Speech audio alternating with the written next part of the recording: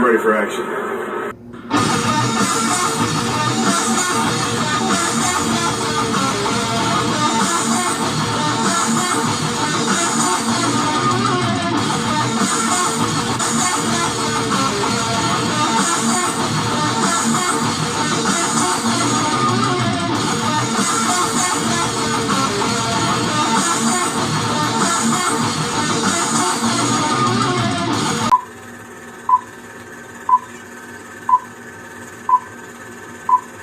All right, what's up YouTube, Facebook, Instagram, LinkedIn? How y'all doing tonight? This is TK from Comic Insider. We're out here at Gamers and Geeks Fall Con with the amazing actor. It's the first annual. That is epic. Y'all need to get out here, check this out, because we're right here now with the actor, the amazing, talented artist, Brian SilverBax, man, the creator of Loggerhead. How you doing today, sir? I'm doing all right, man. Now that production has started filming back in Atlanta, I'm starting to apply for more jobs. So we'll see what happens next. All right, but this is the first con I've been to all year.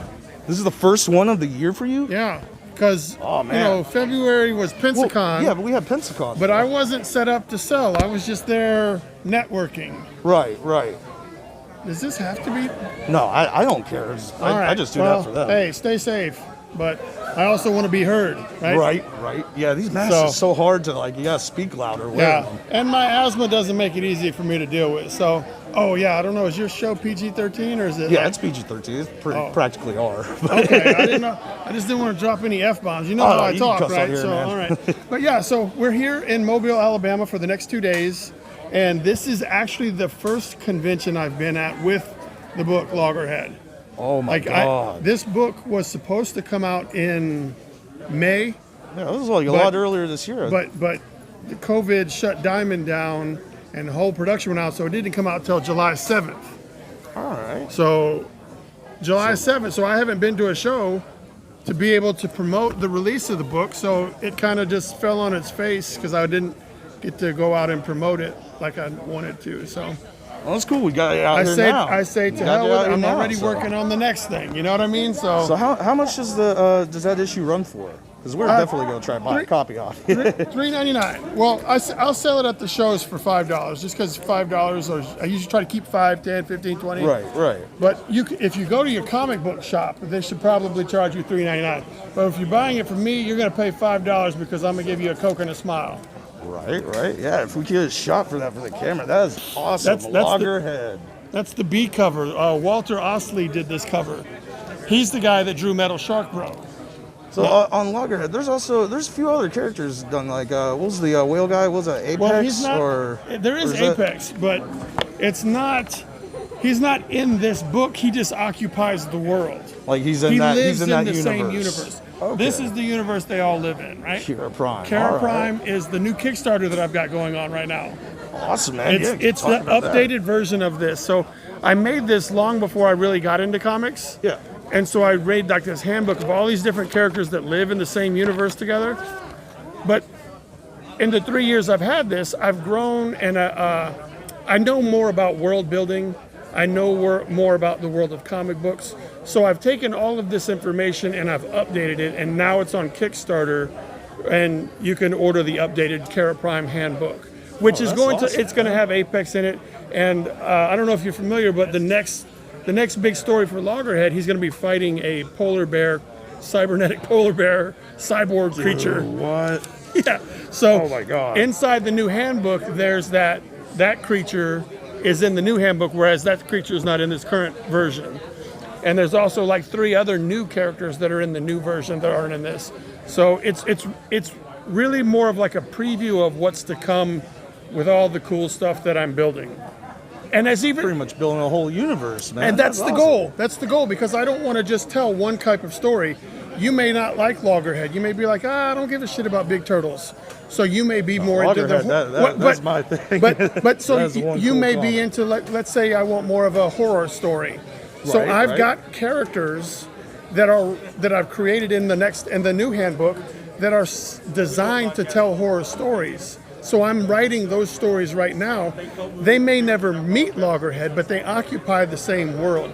So I wanted to have this world. Like when you watch a Tarantino movie, they're all smoking red apple cigarettes. Yeah. What was So it, that's the, like a thing. That's Lucky like Strikes, or I think was one of them in a lot of their films. no, it looks like Lucky Strikes, but it's called Candy Apple. That's the brand. Okay. But in all the Tarantino movies, that's something that keeps them together. Right. So I have similar things that are going to be set up in the different comic books that I do. There's always going to be like this one company that, like I have an Oscorp or a LexCorp or whatever the evil corporation is. Right. I have one of those. I have these things that make it all feel like shit is built together. It's even gotten to the point now where I'm bringing in other creators that want to play with my toys. Like the next issue of Loggerhead, I didn't even write it. And I'm not even going to draw it. Because I've got another writer that says, hey, I want to write a Loggerhead story. So he said, hey, I want to write one. So he wrote it. And then I have an artist that's going to do the pages on the inside. And then I'm going to do the covers for it. And I'm going to do the coloring on the inside. But so That's pretty epic, man. So what I'm like, branching out. some of the stuff that I've got in here, if you read the handbook, check out Kickstarter, Care Prime Handbook.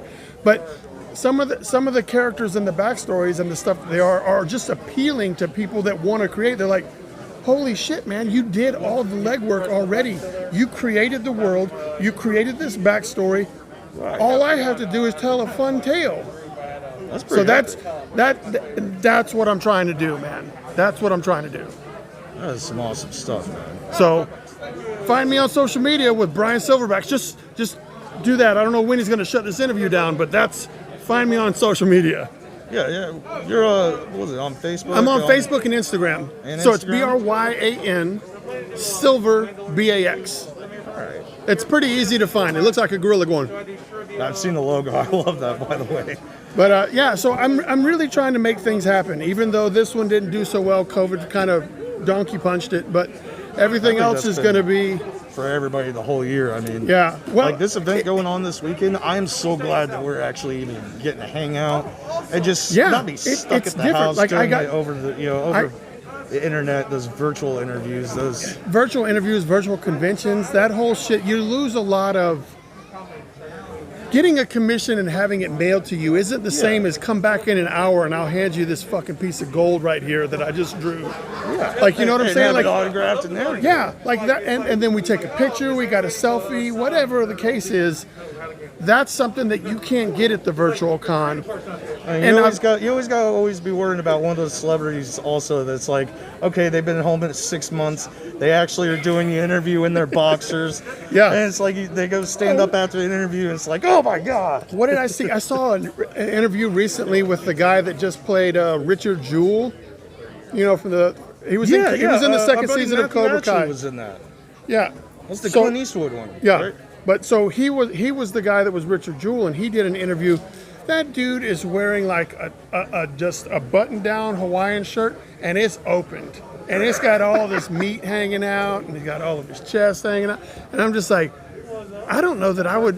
Like, you're doing an interview that's going to be seen by quite a lot of people. That's pretty ballsy. And you're just, I mean, more power to you, man. Be comfortable. You're at home. Fuck it. They don't have to tune in. But I thought that was pretty ballsy. That was a pretty gutsy move. Yeah, but he did it, and he's just sitting there with his chest meat all hanging out. It's and good he's not to like not have to do that. It's also, not like he looks like Chris Hemsworth. Right. He ain't got Chris Hemsworth body. He's got a silverback body. Well, it's kind of fun getting back out here, just on the hanging out aspect. It is. Because and it's cool they ask you to come out here and try to create content and create an awareness. So oh yeah, they got us actually. We're teamed up on this one. We're gonna be teaming up with the owner of the shop, Tommy Widgen. We're actually participating on the Gulf Coast CW's having a project right now that got us both tied into Superfans project. So. Do you live close to here? Yeah, we're in Pensacola, Florida. Oh, you live in Pensacola. So whenever I saw you at Pensacola, see, I'm in Atlanta. You're pretty much in my backyard. So. That was my first time ever going to Pensacon. I had never been before, but I went with Magic City Con, like to try to hype up the Magic City Con that was supposed to be taking place. Right. But it ended up getting canceled like everything else. Yeah, oh my God, they had at least 200 conventions? Yeah, at least. Dragon Con is my big convention, and I didn't get to do that this year. So my Did they even do a virtual one? They did. I didn't take part in it because it required a lot of work on my end to set up a website through their website so that people could buy stuff. Yeah, but I'm not famous enough to where people are like, oh, I got to get that new Brian SilverBax thing. I'm more of a, if you see my stuff and you're like, oh shit, that looks cool, I want one. What's your name again? Like, that's what they're trying to do. So right now, Brian SilverBax is more of a accidental discovery. And when Brian SilverBax becomes a destination, dude, I got to go get that new Brian SilverBax hotness. So that's what I'm building for, is to get that. When you get to that level, then I would feel comfortable paying to have a store opened up on Dragon Con, because people would be like, oh, that's where I got to get that new Brian SilverBax thing. Yeah. Right now, it'd just be me wasting my fucking time. I got my own website. Right. And obviously doing great, especially with all the characters in your universe. You would think, but it doesn't pay well. Like, I'm having to pay other people to edit. I'm having to pay other people to draw stuff. I'm having to pay other people. Like, I'm broke as shit. I don't know if you understand. I don't do that. Usually I do all the editing and stuff, or cameraman Mike does the editing. Yeah, but I'm talking about, like, sitting in front of a computer for like 11 hours a day. Yeah, well, I know exactly what ramen noodles taste like. So I'm just going to tell you that. I know what ramen noodles taste like. I know what minute rice tastes like, and all of these different forms. Like, this shit doesn't pay. You do it for the love, and knowing that when I decide to pass away, when this body goes away or whatever, some people will still have this shit in their collection, and not still live on through the comics. And not everybody dies and leaving something behind that other people they're not related to give a shit about. Right. So I do it because I want that. That's fun. I want to be able to say, yes, I was here. I don't know what happens after this, but I want to do more while I'm here. And for me personally, like, the more successful I am making comic books allows me to help people in a position that need maybe a little guidance. Like, any power given to me through social media or anything like that gives me the power to turn that around and help others people achieve things. So that's that, and that is where, like, that's fun. That's the fun part, is when someone says, good feeling right there. Huh? That's just a good feeling right there. Yeah, like, so I try to say, like, people, I ask people to follow me on Instagram and shit, not because I need a pat on the back or I need the blue check or whatever. Right. But if I have 10,000 people following me on Instagram, and I run across this guy who has no followers, but his work ethic, and he is a cool person, or they are a cool person, and they need more eyes. Yeah, it puts you in a position then where you I can say, out. look at this tweet or this thing I just reposted, and start getting them attention. So by giving me the more eyeballs on social media allows me to introduce new people that, like, with my stamp of approval or some shit like that, whatever. But it's not a selfish thing for me. Right. I mean, ramen noodles aren't that bad. Exactly. Well, can't keep you on here all day, so before we go, let's see if we can get a shot of this check out all this cool stuff. Artwork right here. Just zoom in on that, check it out. And yeah, it's TK from Comic Insider. Get out here to Gamers and Geeks. Come hit up Brian SilverBax. Buy some of his amazing artwork. And yeah, it's all weekend event, so Comic Cons are back on. Get your ass out here. Comic Insider, we'll see you in the multiverse. Stay creative. Hey, what's up, everybody? This is Ming Chen from AMC's Comic Book Men, and you should like, subscribe, watch, then tell all your other friends to like and subscribe Comic Insider.